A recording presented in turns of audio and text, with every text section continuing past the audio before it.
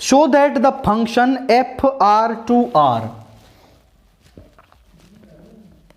और फंक्शन क्या दे रखा है, F X is equal to 5x minus 3/4 is both 1 1 and onto. हमें दिखाना है कि ये 1 1 भी है और हमारा ऑन टू भी है। तो आप समझें कि हमारी जो डोमेन है वो भी रियल नंबर है एंड जो कोडोमेन है वो भी रियल नंबर है। अगर यहां के एक एलिमेंट के लिए, यहां के हर एक एलिमेंट के लिए मुझे यूनिक अलग अलग इमेज मिले तो मैं कह सकता हूं कि ये जो फंक्शन है ये 1 1 है। अब आप समझें कि यहां मान लो x1 और x2 हमने दो एलिमेंट ले लिए फ्रॉम द डोमेन। जब हम फंक्शन में x1 डालेंगे तो फंक्शन मिलेगा fx1 और यहां पे मिलेगा fx2। फिर हम क्या करेंगे कि x1 और x2 को बराबर मान लेंगे। हम मानेंगे कि x1 बराबर है x2 के, तो ये जो fx1 और fx2 हैं यदि ये भी बराबर हो गए, देखिए fx1 fx2 भी बराबर हो गए तो ये आपस में मिल जाएंगे, मतलब एक एलिमेंट की अभी भी एक इमेज आ रही है। या फिर आप दूसरा तरीका कर सकते हैं कि आप fx1 को fx2 के बराबर मान लो। ये है fx1 दोनों fx2 बराबर, ये x1 x2। अब देखो कि दो एलिमेंट की एक इमेज मिल रही है, अगर ये दोनों भी बराबर निकाल दें हम कि x1 और x2 भी सेम है तो एक एलिमेंट की एक इमेज हो जाएगी। मैं कंसेप्ट बिल्ड कर रहा हूं कि हम करेंगे कैसे। तो हम यहां पर मानेंगे late x1, x2 belongs to R, इस वाले R डोमेन से, सच दैट, अब देखो दोनों तरीके से कर सकते हैं। x1 is equal to x2, अगर x1 को x2 के बराबर माना है तो fx1 को fx2 के बराबर दिखाते ही फंक्शन 1 1 हो जाएगा।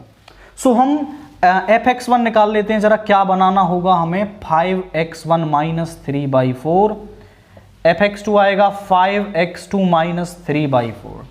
दोनों तरफ 5 से मल्टीप्लाई कर दें, दोनों तरफ 3 सब्ट्रैक्ट कर दें,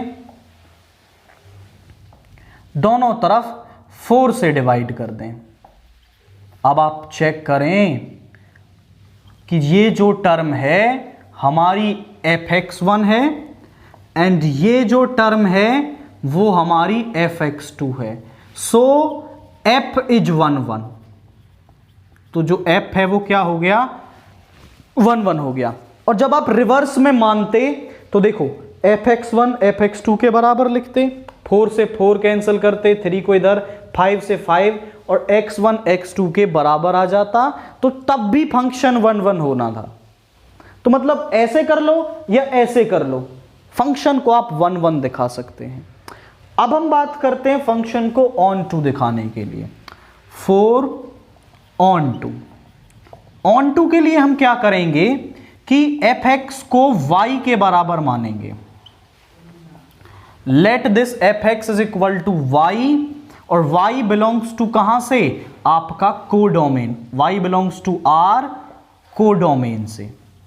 अब देखो ऑन टू फंक्शन हम किसको कहते हैं, जहां पर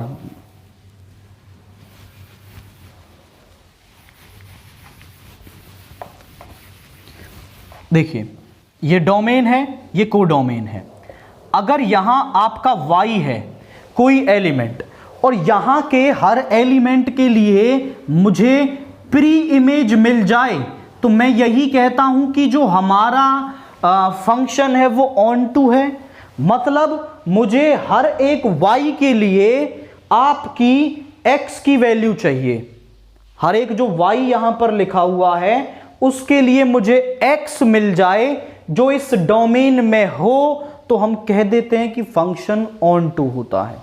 तो हम fx को लिखेंगे 5x minus 3/4 is equal to y, इधर ले जाएंगे 5x minus 3 is equal to 4y, इस तरफ ले जाएंगे 5x is equal to 4y plus 3, divide में ले जाएंगे x is equal to 4y plus 3/5। आप चेक करें तो ये जो x है ये वैल्यू रियल है, ये एक रियल नंबर मिलेगा। जब आप y की कोई भी वैल्यू यहां रखोगे तो ये रियल मिलेगा, which belongs to R domain. अब आप चेक करें कि इस y के लिए मुझे x की वैल्यू मिल गई, हर एक y के लिए जो डोमेन में एग्जिस्ट करती है, मतलब प्री इमेज मिल गई। और हर एक डोमेन कोडोमेन के एलिमेंट के लिए मुझे x टाइप की प्री इमेज मिल रही है। So f is onto, और इसको आप दिखा सकते हैं, आप लिखेंगे for every y belongs to R codomain there exists a pre-image x is equal to 4y plus 3 upon 5 belongs to our domain में एग्जिस्ट करती है, सच दैट आप इसको दिखा भी सकते हैं कि इस x को आप fx में डाल दें, यहां पे fx is equal to 5 into ये वैल्यू रखेंगे 4y प्लस 3/5 माइनस 3/4, 5 से 5 कैंसिल हो गया, ये y के बराबर ही आएगा 4y प्लस 3 माइनस 3/4, ये cancel 4y/4 which is equal to y। आप चेक कर लें कि इस x को रखने पर y मिल रहा है, मतलब हमने जो प्री इमेज निकाली है वो सही है, उसको रखने से वापस इमेज बन रही है।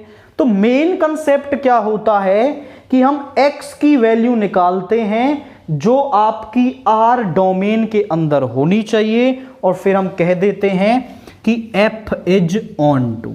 f11 पहले ही हो गया और f ऑन टू भी यहां पर हो गया, और यही हमें शो करना था कि f is both 1 1 and on to.